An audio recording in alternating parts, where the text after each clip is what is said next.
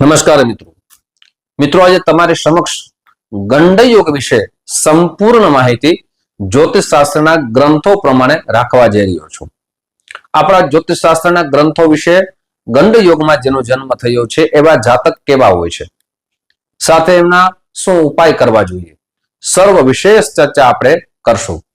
આવા જાતકોને જીવનમાં શું નુકસાન થાય છે, શું લાભ થાય છે, દરેક વિશેષ ચર્ચા આપણા ધર્મ ગ્રંથોમાં જેમ કે ધર્મ સિંધુમાં લખવામાં આવ્યું છે, નિર્ણય સિંધુમાં આ યોગ વિશે સંપૂર્ણ માહિતી લખવામાં આવી છે, સાથે મુહૂર્ત માર્તંડ આવા ગ્રંથોમાં લખવામાં આવ્યું છે, મુહૂર્ત જાતક પરિજાતકમાં લખવામાં આવ્યું છે, મુહૂર્ત ચિંતામણીમાં લખવામાં આવ્યું છે, સુંદર માહિતી અલગ અલગ પુસ્તકોમાં લખવામાં આવી છે। ગંડ યોગ આપણા જ્યોતિષ શાસ્ત્રમાં 27 નક્ષત્ર છે અને 27 યોગ છે, જેમાં 14 યોગ છે એ શુભ માનવામાં આવે છે, સાથે 8 યોગ છે એ અશુભ માનવામાં આવે છે, 5 યોગ છે એ મધ્યમ ગણવામાં આવે છે, એમાંનો ગંડ યોગ છે 10મો યોગ ગણવામાં આવ્યો છે। આ યોગ વિશે આપણે જે સિરીઝ ચાલુ કરી છે અલગ અલગ યોગની માહિતી, એમાંની જે ગંડ યોગ છે અશુભ યોગ માનવામાં આવે છે। ગંડ યોગમાં જેનો જન્મ થયો હોય આવા જાતકો કેવા હોય?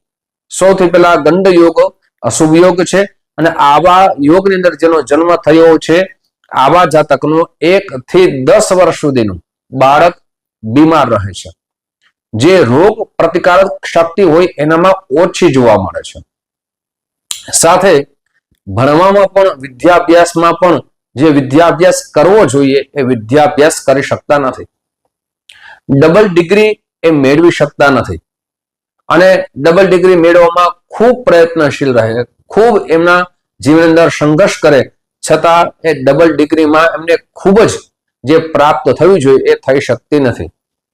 એમ કહી શકાય કે વિદ્યાભ્યાસમાં અનેક પ્રકારના વિઘ્નો હોવાથી વિદ્યાભ્યાસ સંપૂર્ણ રીતે થઈ શકતો નથી। હવે આ જે લખવામાં આવ્યું છે, હવે મુહૂર્ત માર્તંડમાં આ વિશે આ ચર્ચા કરી છે, પણ આપણે મુહૂર્ત ચિંતામણી ઉપર આધાર કરીએ કે આવા જાતકો કેવા હોય છે, તો આવા જાતકો ખૂબ બુદ્ધિશાળી હોય છે, ખૂબ તેજસ્વી હોય છે, સાથે એમનામાં વિચાર શક્તિ અલગ હોય છે અને હંમેશા સાહસિક રહે છે, એમના જીવનની અંદર સંઘર્ષપૂર્ણ જીવન જીવે છે। 36 વર્ષની આયુ સુધી આવા જાતકો એમના જીવનમાં સંઘર્ષપૂર્ણ જીવન જીવે છે અને 36 વર્ષ પછી એમનો ભાગ્યોદય ધીમે ધીમે થતો જોવા મળે છે। હવે મિત્રો બીજા અન્ય પુસ્તકોનો આપણે વાત કરીએ તો મુહૂર્ત જાતક પરિજાતકમાં પણ સુંદર મજાના એ અભિપ્રાયો લખ્યા છે, જેમાં લખવામાં આવ્યું છે કે આવા જાતકો જ્ઞાની હોય છે, આવા જાતકો ધાર્મિક હોય છે, આવા જાતકો સેવાકીય પ્રવૃત્તિમાં જોડાયેલા હોય છે, આવા જાતકો હર હંમેશા બીજાની મદદ કરવામાં માને છે, સમભાવી હોય છે, સન્માનથી જીવવાવાળા હોય છે, સાથે ઈમાનદાર હોય છે, ભક્તિ ભગવાન પ્રત્યેની ભક્તિ ખૂબ જ હોય છે, સાથે કોઈ પણ સત્કર્મ થતો હોય એમની અંદર ભાગ લેવામાં માને છે, પોતાના જે દેશ છે જે વિસ્તાર છે એમાં જે મદદ થાય એ મદદમાં પણ આગળ આવે છે। આવા જાતકો રાજકીય ક્ષેત્રે પણ ખૂબ જ રસ ધરાવનારા જોવા મળે છે। મિત્રો આ તો આપણે વાત કરીએ, હવે અન્ય બીજા પુસ્તકની ચર્ચા કરીએ કે અન્ય પુસ્તકમાં શું લખ્યું છે। આ લાભની દરેક વિશેષ ચર્ચા કરીએ, હવે નુકસાન શું થાય છે એ પણ ચર્ચા કરીએ, પણ તે પહેલા એક નમ્ર પ્રાર્થના છે, મારા નવા મિત્રો આ વિડીયો જોઈ રહ્યા છો, મિત્રો આ વિડીયો તમને ગમે જરૂર ને જરૂર લાઈક કરજો, સાથે તમારો કયા યોગમાં જન્મ થયો છે એ યોગનું નામ જરૂર લખજો, સાથે આ વિડીયો તમારા મિત્રોમાં ખૂબ શેર કરજો। મિત્રો જે યોગોની ચર્ચા કરીએ છીએ એમ તમારા યોગમાં જન્મ પૂર્ણિમા કયા યોગ નિર્માણ થાય છે, કયા યોગ અશુભ નિર્માણ થાય છે કે શુભ નિર્માણ થાય છે એ આપને જાણવું હોય તો તેના માટે અહીંયા નંબર દેવામાં આવ્યા છે, આ નંબરમાં આપ સંપર્ક કરી શકો છો। જ્યોતિષ જોવાનો સમય, સંપર્ક કરવાનો સમય સવારે 10 વાગ્યાથી લઈ બપોરના 1 વાગ્યા સુધી છે, સાંજે 5 વાગ્યાથી લઈ રાત્રે 9 વાગ્યા સુધી છે। સાથે મિત્રો મારી ઓફિસ જામનગરમાં છે. આપ જામનગરથી ખૂબ દૂર રહેતા હો તો તેના માટે ઓનલાઈનની વ્યવસ્થા રાખી છે, જેમાં આપનું નામ, જન્મ તારીખ, જન્મ સમય, જન્મ સ્થળ વોટ્સઅપ નંબરમાં મોકલી આપશો. સુનિશ્ચિત દક્ષિણા મોકલી આપશો એટલે આપણે કુંડળી બનાવી આપના ગ્રહો અનુસાર, આપની સમસ્યા અનુસાર આપને શાસ્ત્રોક્ત ઉપાય બતાવવામાં આવશે, આપને સરળ ઉપાય બતાવવામાં આવશે. સાથે મિત્રો જે યોગની ચર્ચા કરીએ છીએ એમાં આપને અત્યારનો જે સમય આવી રહ્યો છે શ્રાવણ માસ, આ શ્રાવણ માસની અંદર ભગવાન શંકર ભગવાનનો દર વર્ષે પ્રતિ વર્ષે અમે અભિષેક કરાવીએ છીએ યજમાનોને. આ અભિષેક આપણે પણ કરાવવું હોય તો આપને પોતાનું નામ નોંધાવવું પડશે. 5 ઓગસ્ટથી શ્રાવણ માસની શરૂઆત થવાની છે એટલે મોડામાં મોડું આપ 3 ઓગસ્ટ પહેલા આપનું નામ નોંધાવી લેશો. આપની સમસ્યા પ્રમાણે કયા દ્રવ્યનો અભિષેક કરવો જોઈએ એ પણ આપને જાણ કરવામાં આવશે. સાથે આપને આ નંબર આપ્યા છે, આ નંબરમાં સંપર્ક સાધશો, બધી માહિતી દેવામાં આવશે. મિત્રો હવે વાત કરીએ કે અન્ય પુસ્તકોમાં શું લખવામાં આવ્યું છે. ગંડ યોગમાં જેનો જન્મ થયો હોય તો આ ગંડ યોગમાં જેનો જન્મ થયો છે આવા જાતકો હંમેશા પોતાના પરિવારનું પાલન કરે છે, પોતાના પરિવાર પ્રત્યેની ખૂબ લાગણી હોય છે, પણ એમને એમના જીવનની અંદર યશ મળતો નથી.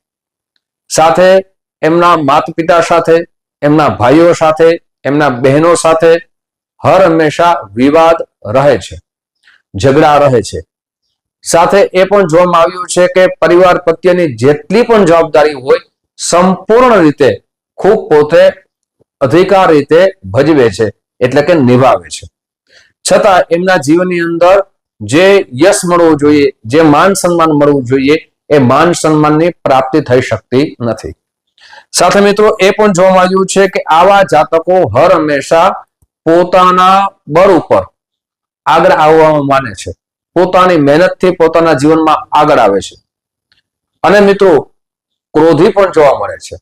હવે ગંડ યોગમાં જેનો જન્મ થયો છે આ ગંડ યોગના જે ભગવાન છે ગ્રહોમાં શનિદેવ છે અને એમના ભગવાન છે અગ્નિનારાયણ ભગવાન. આવા જાતકો ક્રોધી પણ જોવા મળે છે, સહન કરી શકતા નથી, કેમ કે અગ્નિનો સ્વભાવ છે એ ક્રોધ છે અને અગ્નિમાં જે પણ વસ્તુ નાખો દરેક પ્રકારની વશમયભૂત થઈ જાય છે. આવા જાતકો વાતે વાતે ક્રોધી પણ બની જાય છે. આ સંપૂર્ણ રીતે એમને સાવધાની રાખવી જોઈએ. સાથે ગંડ યોગમાં જેનો જન્મ થયો છે આવા જાતકોની જન્મ થતા 1 વર્ષની અંદર એમને શાંતિ પૂજા કરાવવી જોઈએ. હવે આ શાંતિ પૂજા કઈ છે એ પણ કહી દઉં અને ક્યારે કરાવવી જોઈએ. તો કે આ છે ગૌમુખ પ્રસવ શાંતિ. જે શાંતિ ગંડ યોગ આવતો હોય ત્યારે કરાવવી જોઈએ. હવે કઈ જગ્યાએ કરાવવી જોઈએ તો કે કોઈ પણ ભગવાન મહાદેવના મંદિરે કરાવવી જોઈએ અથવા માં દુર્ગાના મંદિરે કરાવવી જોઈએ. અને આ શાંતિ માટે ઓછામાં ઓછો સમય 5 થી 6 કલાક લાગે છે. આપ સારા કર્મકાંડના આચાર્યો પાસે પણ આ શાંતિ કરાવી શકો છો, જેનાથી નુકસાનથી બચી શકો છો. આ ગૌમુખ શાંતિ એટલા માટે છે કે બીજો જન્મ થાય અને સંપૂર્ણ રીતે દોષ એના ચાલ્યા જાય. જેને આ ગૌમુખ પ્રસવ શાંતિ કરવામાં આવે તેમની માથે 27 જાતની ઔષધિથી અભિષેક કરવામાં આવે છે. જે છિદ્રવાળો ઘડો હોય તેનામાં જલ પધરાવી, ઔષધિ પધરાવી અને અભિષેક કરવામાં આવે છે. સાથે છિદ્રવાળો ઘડો ન હોય તો પણ માટીના ઘડાથી નીચે જારી રાખી અને એની માથે અભિષેક અવશ્ય કરાવવો જોઈએ. સાથે આવા જાતકોએ દાન પણ કરવું જોઈએ. શું દાન કરવું જોઈએ તો કે એક તાંબાની અથવા પિત્તળની અથવા કાંસાની એક થાળી લઈ તેમની અંદર ઘી પધરાવી, સોનું પધરાવી, સોનાની શક્તિ ના હોય તો પંચ ધાતુ પધરાવી પોતાનું અને માતા પિતાનું મુખ જોઈ અને દાન કરી દેવું જોઈએ. સાથે એમને શનિ ભગવાનની ઉપાસના કરવી જોઈએ. શનિ ભગવાનની એમના માથે કૃપા રહીએ. મિત્રો આજે તમારી સમક્ષ ગંડ યોગની સંપૂર્ણ માહિતી રાખી છે. આપ જે માધ્યમથી મારો વિડીયો જોઈ રહ્યા છો, ફેસબુકના માધ્યમથી આ વિડીયો જોઈ રહ્યા હો તો મારા પેજને જરૂર ને જરૂર ફોલો કરી લેજો, જેનાથી આવી સુંદર માહિતી તમને પ્રાપ્ત થઈ શકે. આપ યુટ્યુબના માધ્યમથી આ વિડીયો જોતા હો તો અમારા ચેનલને સબસ્ક્રાઇબ કરી લેજો. ફરીથી મળશો. આપ સૌને મારા જય શ્રી કૃષ્ણ. મહાદેવ.